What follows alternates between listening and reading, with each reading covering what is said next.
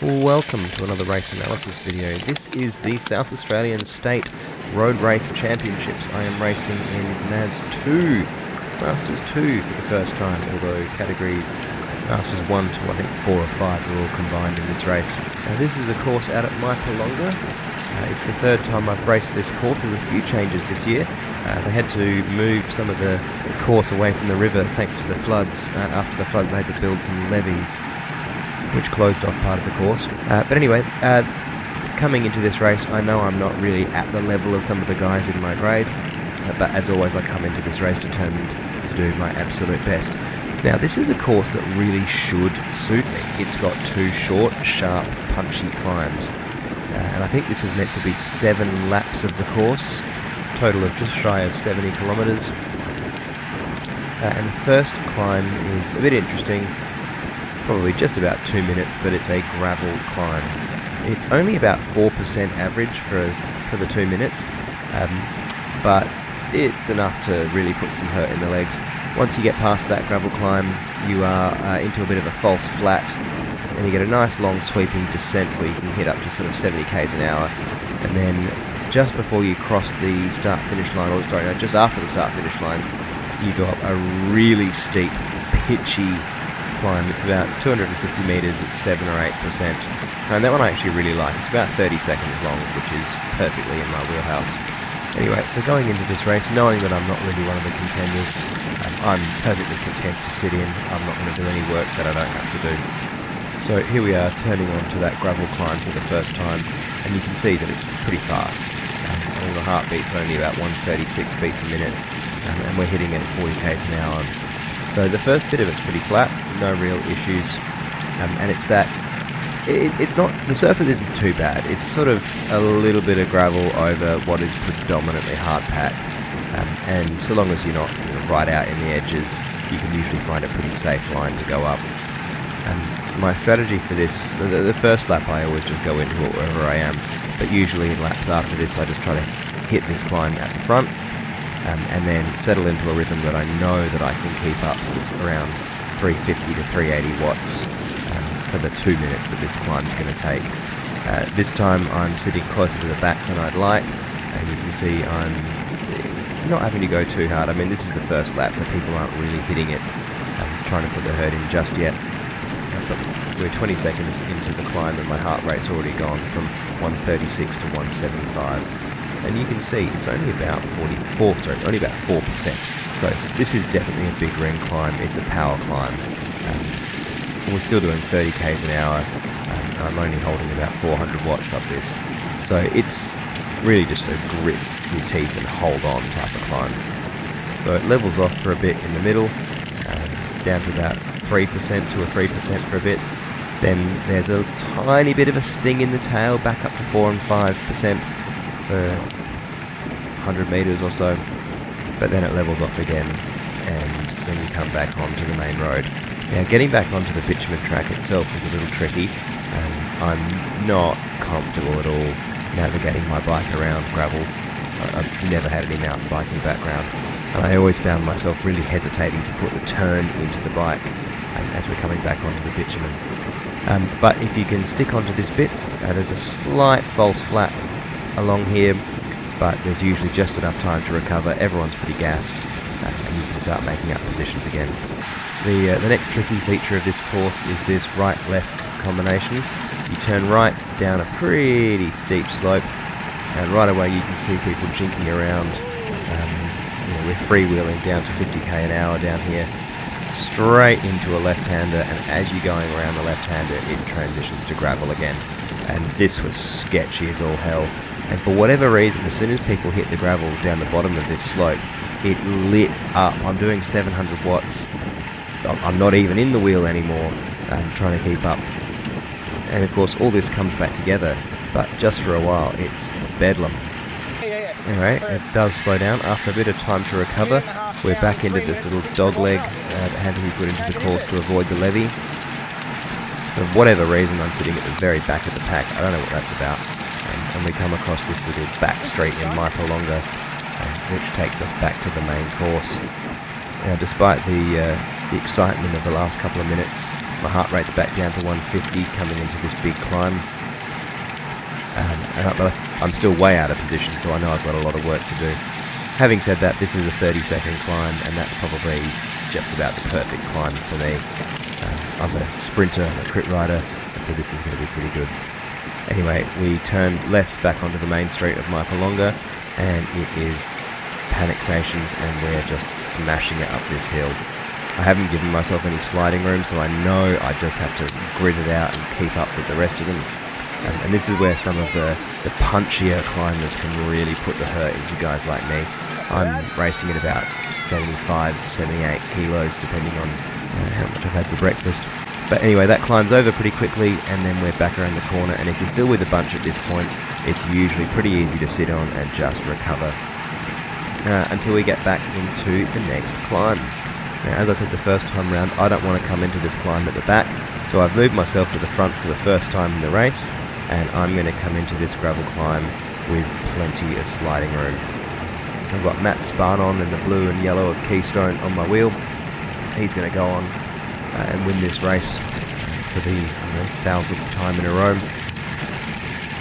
But being on the front here, I can set my own tempo, and knowing that I've got the whole group behind me, I can slide back as I need to.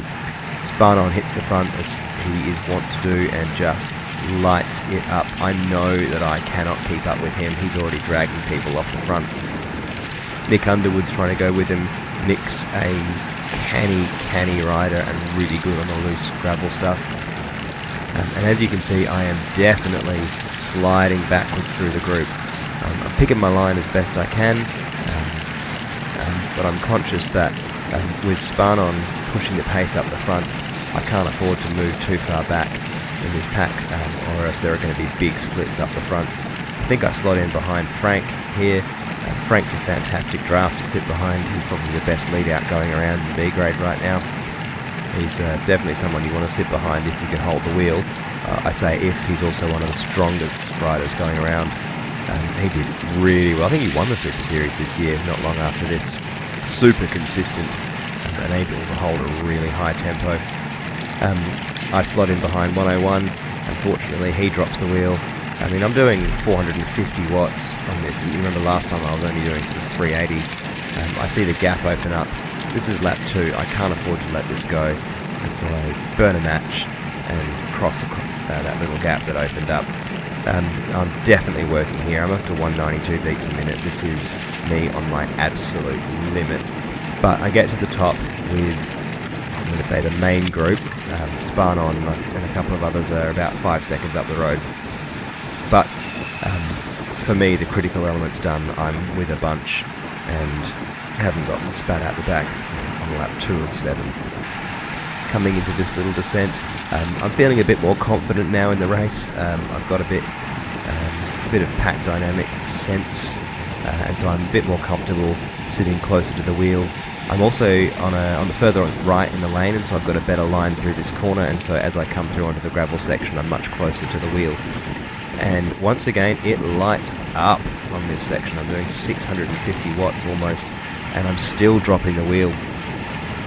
This is a bit of a feature of this course. I don't know why, because it stays flat after this. There's plenty of time for people to get back on.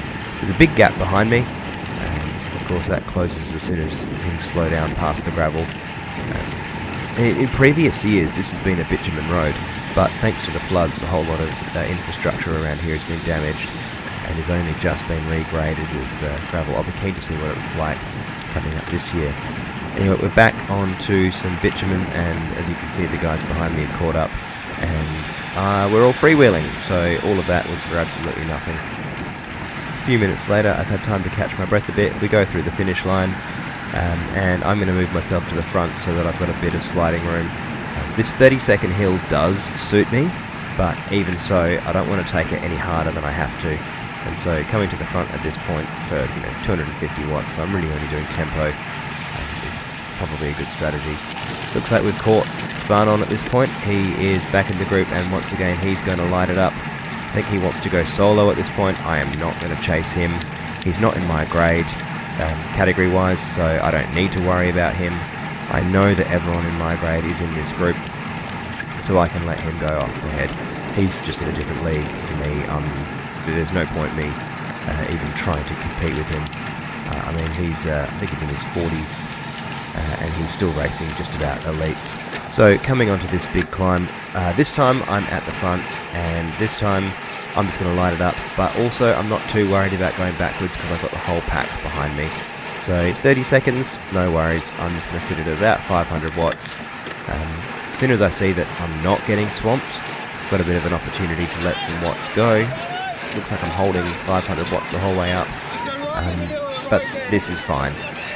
I know there's people behind me, and I know I've got time, and as soon as I get around this corner, the pace is going to ease off, and it's all going to be nice and pretty. However, this time the pace doesn't ease off, and despite the fact that it's flattening out, 400 watts won't cut it. I don't have 400 watts, 300 watts won't cut it, and as you can see, I don't really have 300 watts anymore either. I drop Nick's wheel, pull over, and just do my best to hang on to people trying to bridge across. It was a bit disappointing not to be able to stick with the front bunch after this. I didn't expect the pace to stay so high after that climb. I wasn't prepared for that, and I couldn't hold the wheel after. Fortunately for me, I'm not the only one. Frank's in behind me, he's just as gassed as me this time. And over the next minute or so, the two of us take turns and manage to close this back down. The pace came out of the group, it always does, it just didn't come out of the group when I expected it to. Frank's pulled turns, I've pulled turns, and the group ahead is coming back, which is a bit of a relief. I'm still gassed, my heart rate's still up in the 180s. This is usually where it's at when we're going full gas around a crit course, not near the end of the recovery section of a road race, going into the next big climb. But it is what it is, we're on lap 3, and let's see how the next climb goes. So same strategy as last time. Just before the climb I come to the front, and I'm going to head up this climb. We don't have Matt Sparnon in the group anymore, he's disappeared up the road. You know, he's already just about finished this race 5 laps from now. So I'm going to go into this climb, and the nice thing about being on the front is, unless people are really motivated, often they're just going to let you ride your tempo. Now I know that at a 2-minute climb, I'm alright holding, high 300s. So on the flat where it's not too steep, I'll leave it in the low 300s, and then as the road starts to wind up, I'm just going to set it up around that sort of VO2 max zone, 400 watts, and just hold this. Now, since no one's coming past me, I do not need to do any more. Last lap I was doing 450, 500 watts up this section. Don't need to do that, no one's going to blow past me. Everyone in this group is just about as cooked as me. Some of them have a few more matches in the quiver than I do. But just here, starting to slow down, and so as my power's starting to come down, I'm about to switch from the big ring to the little ring.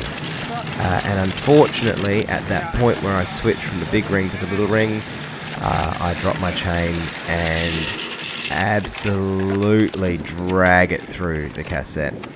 I ended up having to break the chain in 2 different places to get it out of the bike. And I put an absolutely massive kink in it, and unfortunately that was the end of my race. So I got picked up by the sag wagon, a bit disappointing. Although I'd dropped a few wheels, I felt pretty good in that group 2 on the road. It was nice going into the climb at the start, at the front of the race, and not getting dropped immediately. And I felt like I probably had at least 2 or 3 more laps in me with that bunch before I died. But anyway, there's my State Championships 2023. I have a history of not surviving with a bunch on these, so let's see how 2024 goes. Bye for now.